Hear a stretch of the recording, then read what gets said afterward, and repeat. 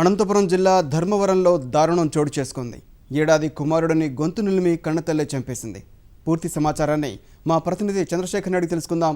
చంద్రశేఖర్, చెప్పండి, కుమారుడిని కన్నతల్లి ఎందుకు చంపింది? ఈ దారుణం ఎప్పుడు జరిగింది?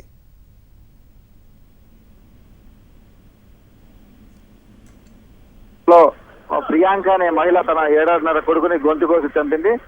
కుటుంబ కలహాలే దీనికి కారణం అని చెప్పేసి పోలీసులు చెబుతున్నారు.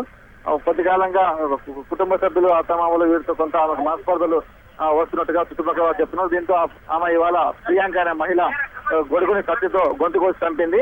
అలాగే తాను కూడా ఆత్మహత్యకు ప్రయత్నించింది. ఆ కొడుకు ఇంట్లోనే చనిపోయారు. అయితే ఆ మహిళను స్థానికులు గమనించి వెంటనే ధర్మవరం ప్రభుత్వ ఆసుపత్రికి తీసుకెళ్లారు. అక్కడ ప్రాథమిక చికిత్స అనంతరం మహిళను అనంతపురం ప్రభుత్వ ఆసుపత్రికి తీసుకెళ్తున్నారు. అయితే ప్రస్తుతం మహిళ పరిస్థితి విషమంగానే ఉన్నట్లు వైద్యులు చెబుతున్నారు.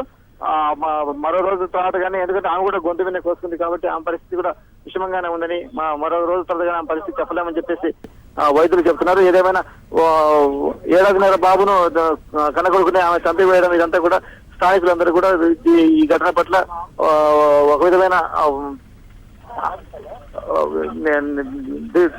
దిగ్భ్రాంతి వ్యక్తం చేస్తున్నారు జిల్లాని.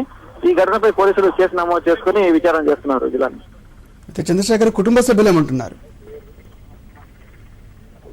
కుటుంబ సభ్యులు ఇప్పుడు ఈ విషయం పైన అయితే స్పందించడం లేదు. వారు ఈ జరుగుతున్నటువంటి విషయాన్ని అయితే చాలా దారుణమైనటువంటి ఘటనగా వాళ్ళు అయితే చెప్తున్నారు.